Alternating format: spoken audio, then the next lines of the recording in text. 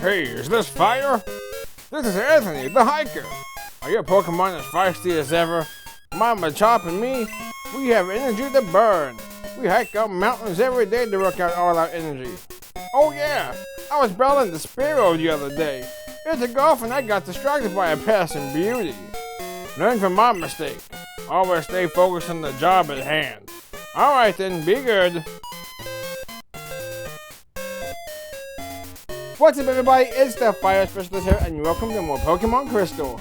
Last time, we took down Bugsy, getting our second gym badge. I don't think I showed it off, I need to remember to do that. There we go, 2 badges and Johto down. And we even took on our rival to gain access, back access to the Ilex Forest. He doesn't like the weak apparently. And today, that's exactly what we're going to be doing, going into the Ilex Forest here. And hopefully onto our next town, for our next gym battle as well. So, while we are in here, should I grab repels? I should probably go get some type of repels. There we go, we grabbed some repels, and now we can move on our way here. The Pokemon here though, are kind of lowish level. There are some grass types and some bug types and some other encounters we will get into here in a bit. I want to talk to Funny Man here. Oh man, my boss is going to be steaming. The Farfetch that cuts trees for charcoal took off on me. I can't go looking for it in here in the Ilex Forest. It's too big, dark, and scary for me. So we have our mission. We have to get the Farfetch, which is this Pokemon right here. It's the missing Pokemon. Kawa. And off it goes. We need to go ahead and chase it. Huh? Well then. Looks like we have another matter to attend to. This is the egg. Let's see what it hatches into. As if you don't already know.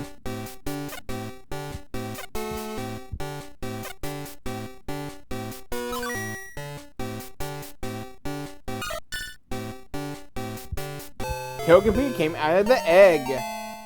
So, Togepi, it's a pure normal type that evolves into Togetic via high friendship.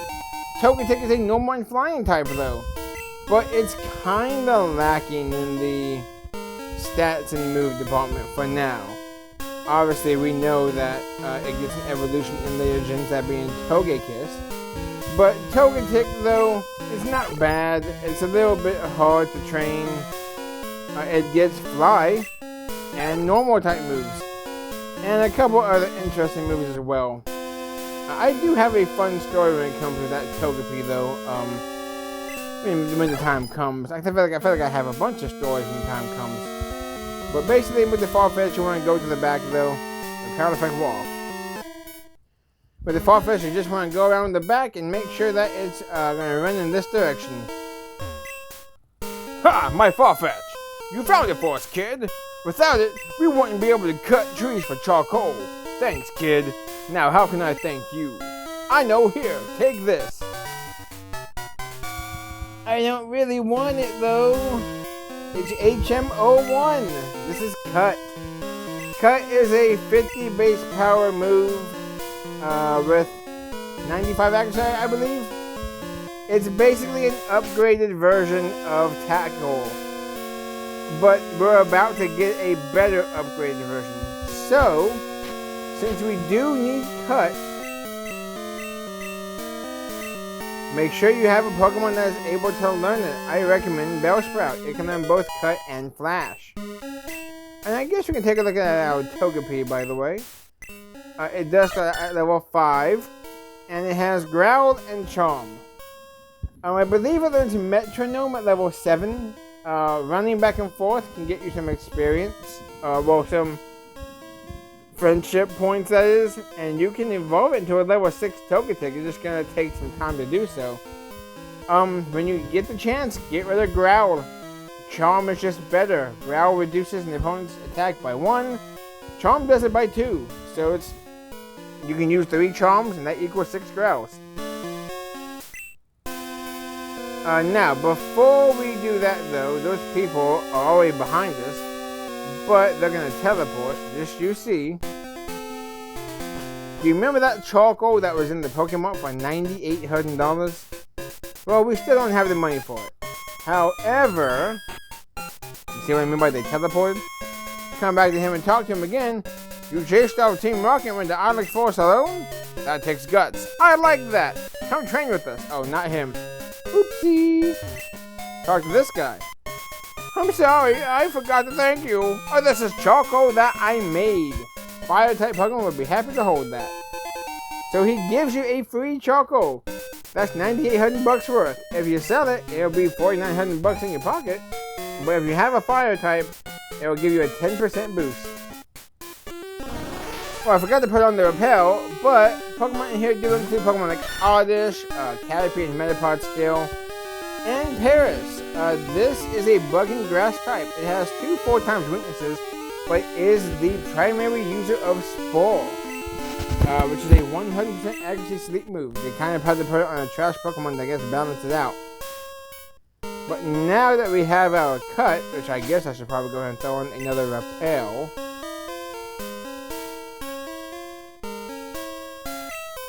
And by the way, we did find that revive earlier. That was $1,500. And in Generation 2, but it's bought for $1,500. If you sell it for Nuzlockers, it's worth $750 in your pocket. In this game, instead of how it is in Generation 1, you can actually click on what you need to interact with, and it'll pull up the prompt to use cut. There you go. We can now move on through. I'm sure there are hidden items on the ground. You can go out and look for them. Might be stuff like antidotes, X attack here you can sell if you really want to. We have to prepare though for our next gym battle. It's gonna come sooner than you think. We got this right here. There's an antidote, free antidote, $100. So there's an X attack. There's about $2,000 worth of product in here. Even one up there. However, we want to come down here. Continue coming down here. Right, left, down, left. Talk to Mr. Green Hair over here. What am I doing? I'm shaking trees using Headbutt. It's fun. Here, you try it too. And he gives us TM02. TM02 is Headbutt. It's a 70 base power move with a chance to make the opponent flinch if you outspeed him and you hit him with it. A Headbutt can also, let's see, I know Bayleaf gets Body Slam at some point, but I do want to go ahead and teach Headbutt. Now, Headbutt is not, ooh, we can teach the Dunsparce. Yeah, you know what, actually, we might have to, we're definitely gonna go on a spree here soon, in terms of items. But we're gonna give it to Dunsparce. Rage has been great, but Headbutt is a bit more reliable.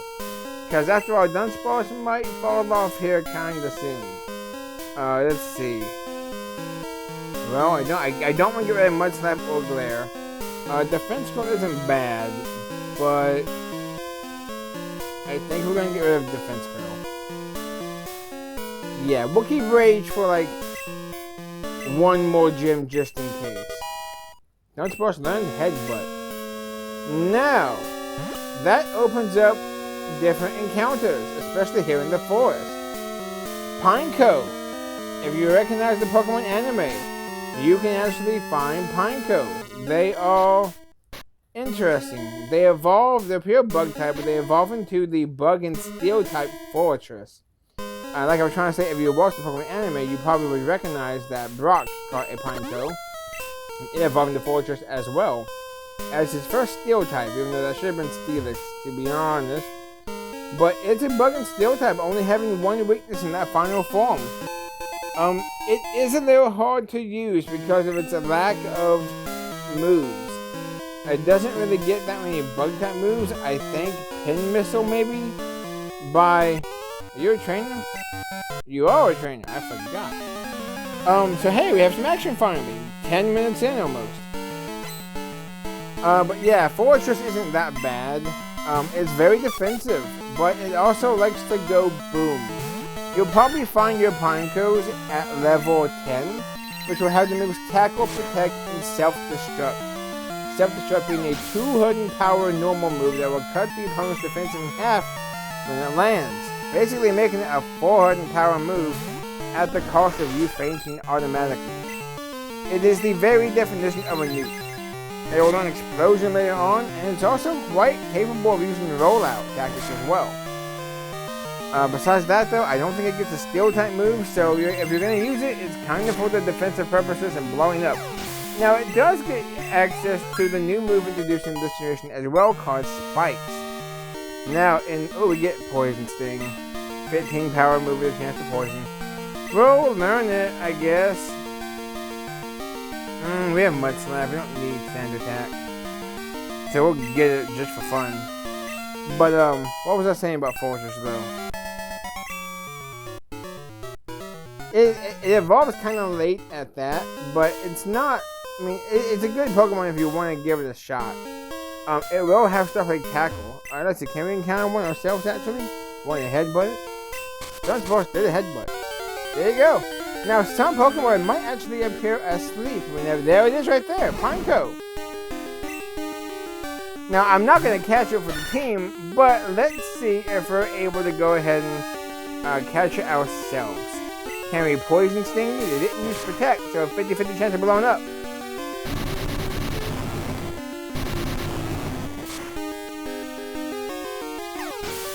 That sounds about right. Well played, Pineco. Well played. Alright, let's just go ahead and leave them on that note. Did y'all hear the explosion? I mean, it was literally right outside the door. There's a Butterfree going free H. Free Triple H. Go ahead and talk to this person though.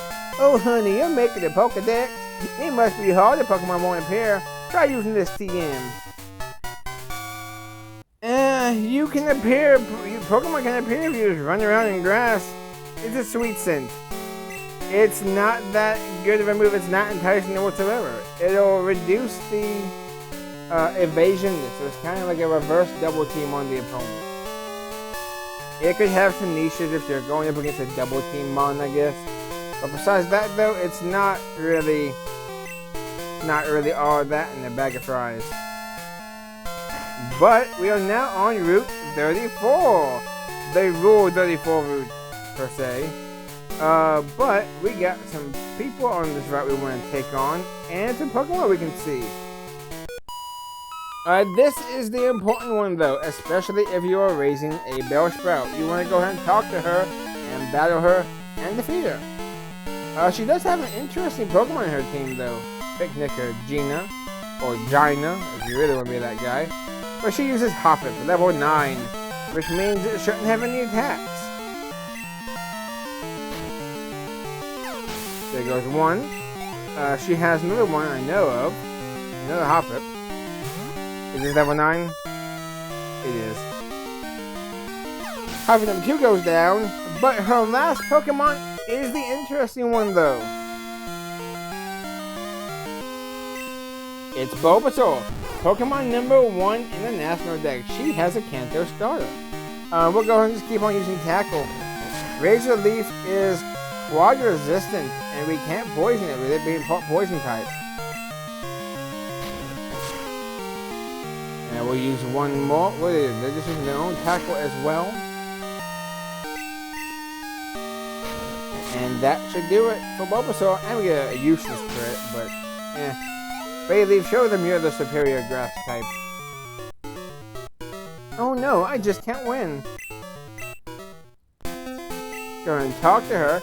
You're too strong to be a practice partner. Whenever I see a strong trainer, I want to be the cheerleader. When I'm on my walk, I sometimes pick up items. If I get anything, you can have it. Want to give me your number? I'll call you as soon as I get anything. When Gina calls you for an item, she is the one that will give you a leaf stone. So yeah. And we'll take on this guy up here too. He was running fast.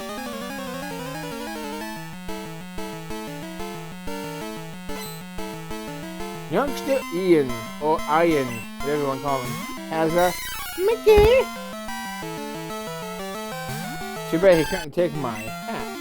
I believe his other Pokemon is Diglett, so Bayleaf is the perfect Pokemon here. Now, I don't want to take on everybody here yet. There is something I need to go ahead and find. There's a Diglett. As predicted, or as remembered, I guess. And a critical hit. Diglett has the lowest base HP of, I believe, all Pokemon, being base 10. Not the lowest possible stat, that's base 5, but... Alright, so the grass encounters. This is where you can find a Pokemon called Ditto. Oh, I forgot the repel was up. Yeah, this is where you can find Ditto. We kind of talked about this on Pokemon Yellow some. But it's a Pokemon that can transform. It's a gimmick. It's hard to use in a natural playthrough. Just for that very reason. Its only technique is transform. So if you get outsped, you will take damage, transform, and then be in a speed tie situation. You copy all those stats except for HP. And the HP isn't that good. I think it's like base 48, something like that. Next up though, here is Snubbull. I've never used a Snubbull. If you want me to be honest, I've never used a Snubbull. It is a normal type. It's one of the Pokemon that got the fairy type at a later time. But it's a physical attacker that gets stuff like Earthquake. So there's that. There's also another Pokemon here. We haven't ran into it yet. It might be a nighttime type of thing, which I'm hoping the Pokemon I'm looking for is not nighttime only. I'm pretty positive I should have a chance to do it right now. But there's still Rattata on the truth. There's still Pidgey. There is Drowsy as well, which is a pretty interesting psychic type. I don't want to battle you yet. It's one of the slow ones. And it's one of the psychic types that can, on the anime, do well in hand-to-hand combat. There are some physical sets out there. I know some people usually like meditate. I think I got Drain Punch against the elemental punches, I believe. So I'm gonna cut it here until we can find what we want. Found it! Abra! This is where you can find Abra. Now, they are a little bit tricky to capture. You can find them at level 10. They are, of course, Psychic type. They evolve at level 16 and then via trade. They only know Teleport, so no real point in trying to weaken it. I'm going to throw a Great Ball. It has a 1.5 times catch rate above the Pokeball, so maybe we get lucky enough. Yeah, we caught it! And now that I caught it, I can officially say Abra is the 4th member of our team. We didn't use the overpowered Alakazam in Generation 1, but I think you guys know why we're going to use Abra here in Generation 2. Yeah. I wanted to go ahead and use an Abra for our next Pokemon here. It won't do nothing now, but next episode we will be able to... Oh, what are your stats like? Next episode we will be able to get some traction and fast. Yeah, you see those speed and special attack. I like it. Alright, but with that, that's going to end off today's episode. Next time on Pokemon Crystal, we're going to go through the rest of the route here and get to the town that's right up ahead. See you guys then.